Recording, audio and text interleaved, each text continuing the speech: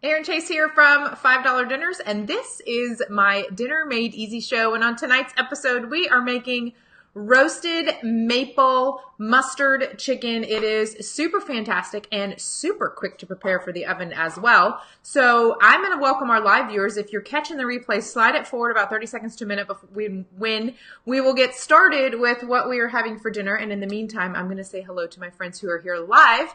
So tell me, what is for dinner tonight? First of all, happy Friday. Normally we do our shows on Wednesday, but this week has been a little bit strange. I was hoping to do this yesterday, and then we had some issues. I shared about that on the Facebook page here yesterday, and so now here we are today. So we are having roasted maple mustard chicken. This is really great to put together. One of the reasons I love this is because it's all in one dish. We've got the chicken, we've got red potatoes, and we've got carrots all in the same dish. And it's got this amazing, really fast to prepare homemade maple mustard sauce that is fantastic. And this is one of those meals that everybody in my family will eat. They'll eat the carrots, they'll eat the potatoes, they'll eat the chicken, right? So this is one of those like super winter meals at my house, and I hope that it is will become one for yours. So I've got the recipe link here on the video. Let's get started making this. I have preheated the oven to 400. Let's see, let me switch the camera view. Sorry, my setup is a little different from the past. Got it, okay. So let me preheat the oven. I thought I did, but I see I didn't. So I'm gonna preheat the oven to 400. This is roasted, so we wanna have that higher heat. And this is what we've got. I have 3 chicken breasts. This is how much our family needs. You could add a 4th one. You could do a smaller dish with 2. However much protein you need. If you're going for leftovers, sneak a little more in there. We're going to fill this dish up. Little salt and pepper right on top. And I'm also going to add in a little bit of the minced dried onions. Shelly's having burgers. My friend Andrea's having chili because you have snow. I'm kind of jealous you have snow, although then I'm not, because there's a reason I live in South Texas. I like to be in the snow for like temporary snow. So Lynn, it is about 65 degrees. And as soon as I drop this in the oven, I'm going to head out for a run in my shorts and tank top, which probably sounds really strange to a lot of you if you're up north. So here we go. The sauce. So we got our salt and pepper and our minced dried onions. Just sprinkle some right on top. So then our sauce that we're going to do, actually, let's peel and chop these first. This will take just a minute to do. I debated whether or not to peel the carrots ahead of time. I thought I'll just peel them here, and if that's boring too, I apologize. I'm going to peel them into the oven, oh my gosh, into the trash can. If you have one of those like scrap bowls on your countertop when you're cooking, you can do that. I'm just going to do these right into the trash can. We're only going to do 4, so it won't take me but just a minute here. All right, 3 degrees. Brian says, so Linda, you and I are having the same weather. Linda says it's 71 in California. Linda, I hope you're not anywhere near the mudslides. That's so devastating. I have lots of friends actually that are in and around the Santa Barbara area, and it's just awful to see what's happening. Charla, check your Wi-Fi. I'm here. From what I can tell on my end, we're streaming okay. I did step away from the computer for just a second to grab the peeler, but maybe my voice went down a little bit then. All right, what else is for dinner? What are you having for dinner tonight? We're going to show you how simple and easy this is. We've already decided that it's warm here, but pretty much cold everywhere else. Warm in the south, cold. We've kind of all come out of that like cold snap, although I did see that our friends in like the Ohio, Kentucky area are getting a big ice storm. All right, so we're done peeling those. Okay, I'm just going to like have these tiny guys. I'm just going to have these and put them in like this. If you were going to make this as a freezer meal, which you totally could, then don't have these. Just freeze them whole. You could just put them into the tray.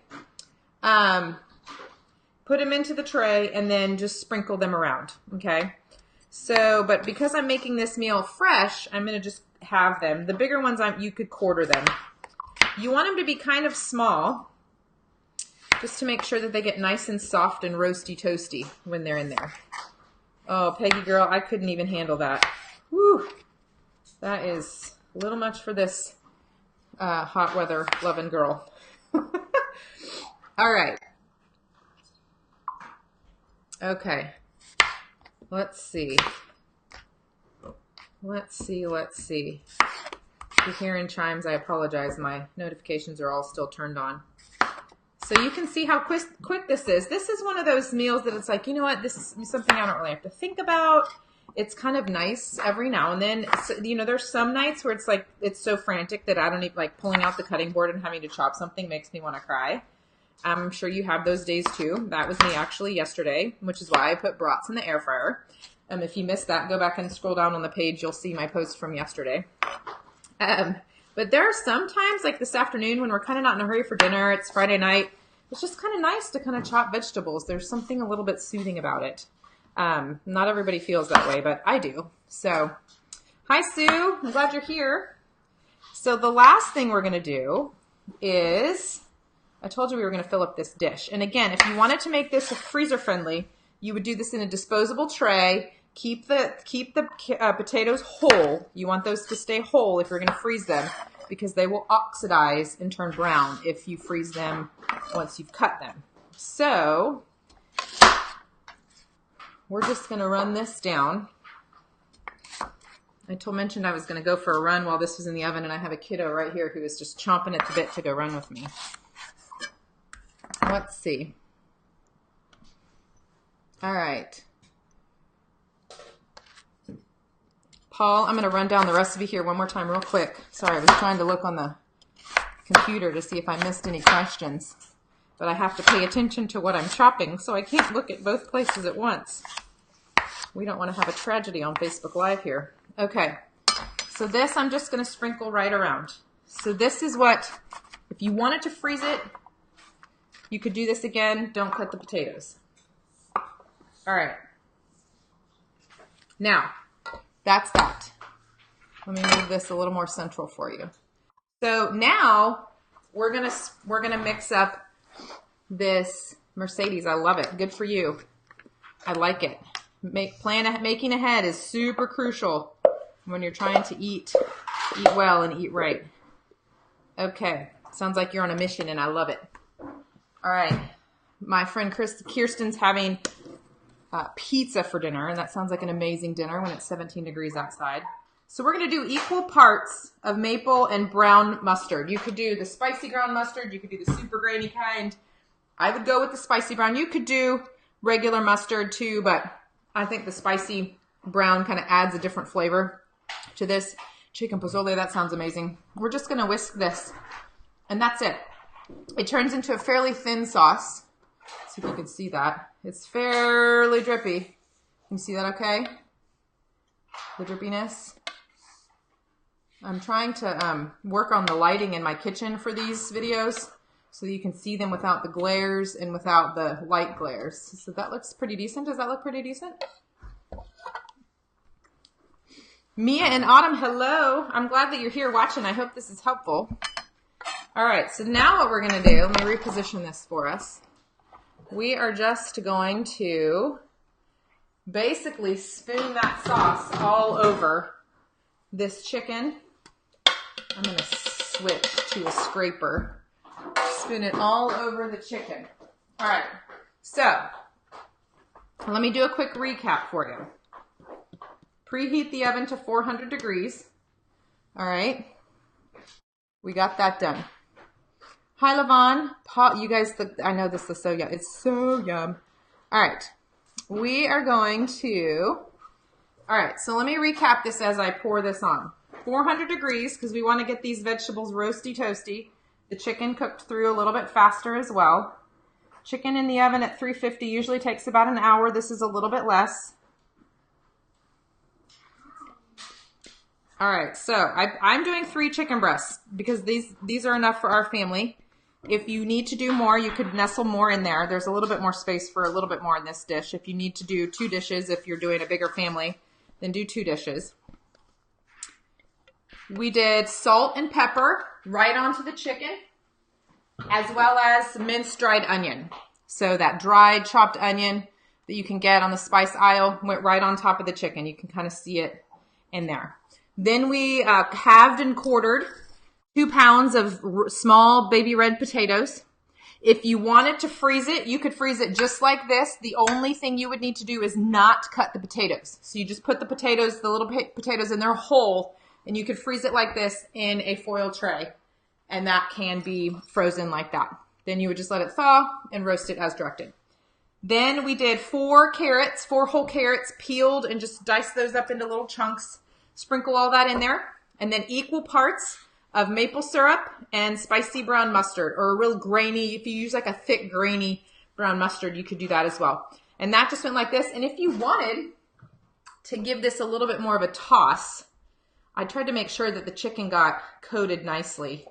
But if you wanted to give this a little toss through here, you could just kind of get that sauce more in there. And that sauce will thin out. The vegetables will release liquid, and the chicken will release liquid. So the sauce will thin out, and then the sauce will be kind of on top and cooking from underneath. You'll get lots of great flavor in there.